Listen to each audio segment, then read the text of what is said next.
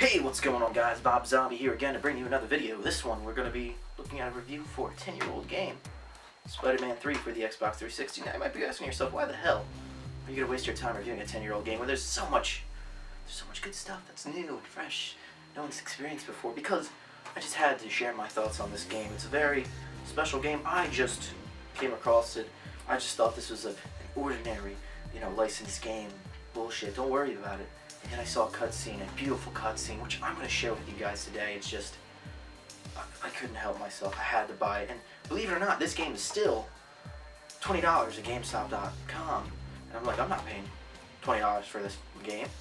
Hell no. So I went on eBay and I haggled somebody, and I got it for less than $10. I think I paid $8 or $9, something like that, but totally worth $8 or $9, guys. And what else do I think about it? Well, you're about to find out. Thanks again for sticking it here on Mischief Gaming. Here we go with the review. You know, Spider-Man 3 for the Xbox 360 is actually one hell of a game. A game that's so bad, it's actually pretty good. It's like a B movie where you know it's absolute shit, but you can't stop watching it and you kind of enjoy yourself. Now, this game was released in 2007, and you know what? It's not the prettiest looking game out there, especially when you consider it was released 2 years after the Xbox 360's launch. But when I first played this, I honestly thought it was a launch title. But it turns out this game was probably rushed and was ported onto every console possible, including the PS2, which is probably the reason why it looks like an upscaled version of such. However, shitty graphics aside, they add a certain amount of charm to the game. I mean, did you see this indescribable cutscene?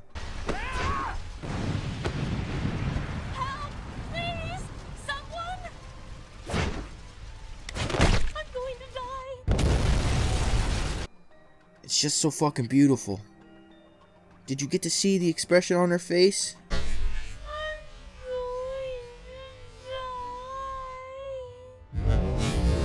You could really see the fear. And also, how far along video games have come with expressing faces. And one more time with that spider fail. Amazing.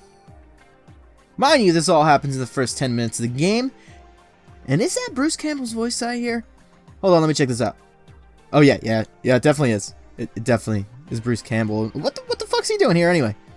Well, whatever. Bruce Campbell's awesome, so point to Spider-Man 3. I gotta say this game has a lot of celebrities in it. As far as, as all the cast from the original Spider-Man movie, The original Spider-Man, the good old Tobey Maguire, is reprising his role for this game, which is actually pretty surprising, but, good for them. It's actually pretty bizarre seeing these really talented actors doing the voices in this game with, like, weird lizard men flipping around and flopping around like fish and shit, and you got Spider-Man chasing hearts in a very video game-y way, swinging around the city because Mary Jane's too cheap to get a fucking Uber. The gameplay is probably what you expect. You swing around an open-world city as Spider-Man, doing various things, such as beating people up, taking pictures of shit, climbing buildings, spider things. The combat in this game is pretty much a shitty version of Batman Arkham Asylum, but it has its own, characteristics, You can slow down time a little bit. You can do some special moves, and wow, look at that cheap lettering. And it's gotta tell me every move I do with some cheap lettering. I don't know, what? Why is that like that? You really tell me you can get better font? Maybe just some better graphic? I don't know. Maybe just being picky? Or maybe it adds to the charm of it all. It's pretty basic, cheap cookie cutter lettering, for every move you do. Also, fun little side thing you can do, there's like the Spider-Man Snap missions, which I enjoy a lot. Even though sometimes the targets don't make much sense, and the game really has to show you it hasn't aged well. Its texture quality. Where the missions don't make much sense, like you're gathering pictures of like car accidents and shit. Like, how does Spider-Man know that car accident happened? Did he cause that?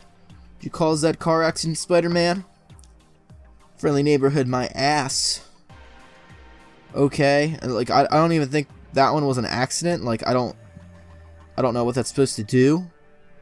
And also, like, in these scenes where you're zooming up with the camera, you could actually honestly tell that the texture quality has not held up throughout the years like some other games. I mean, look at this guy.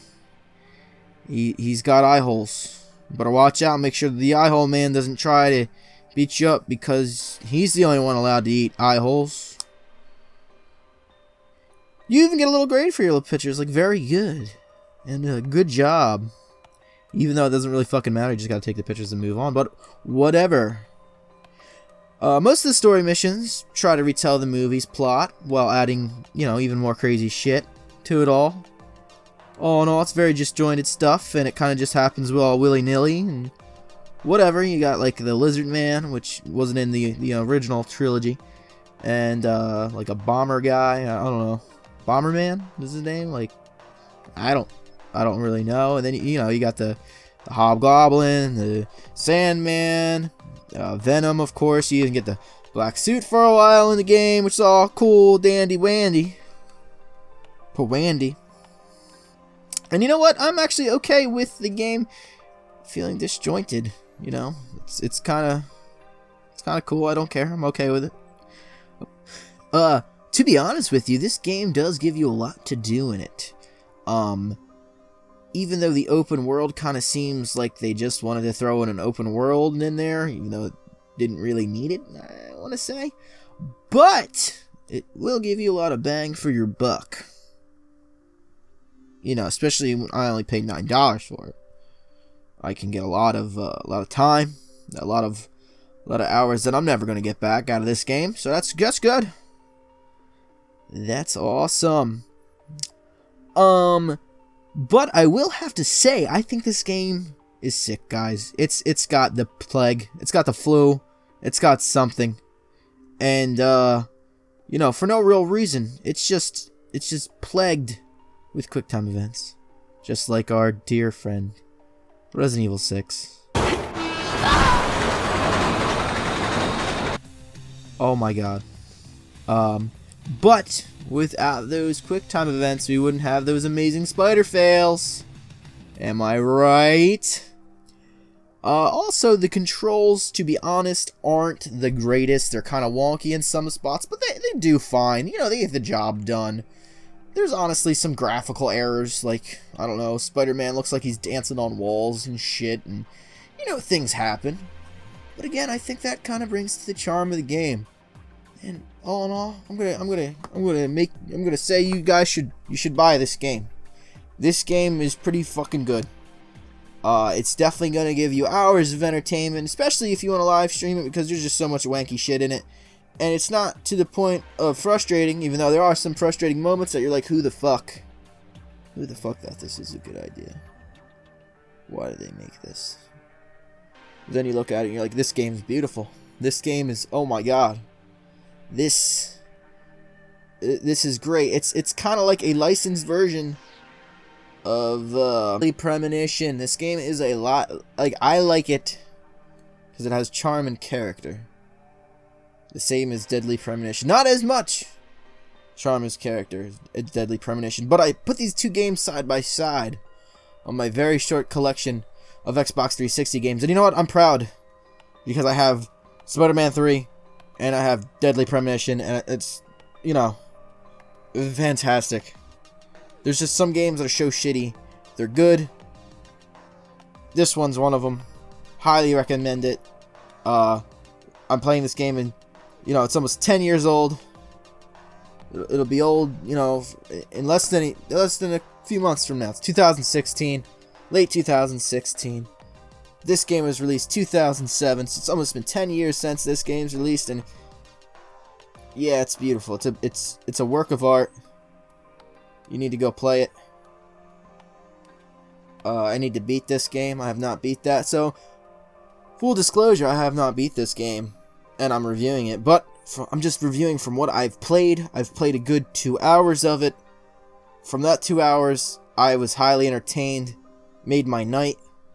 I highly recommend it. There's a lot to do. There's crazy shit going on. Yeah. What you gonna say about that? And, I I accidentally erased my save file, so I'm not continuing. At least at this point, because I wanted to make this video. So anyway, guys, I hope you enjoyed this review. I enjoyed making it for you. I might add more to this, I'm not sure. We'll see. I'm pretty certain though that I am satisfied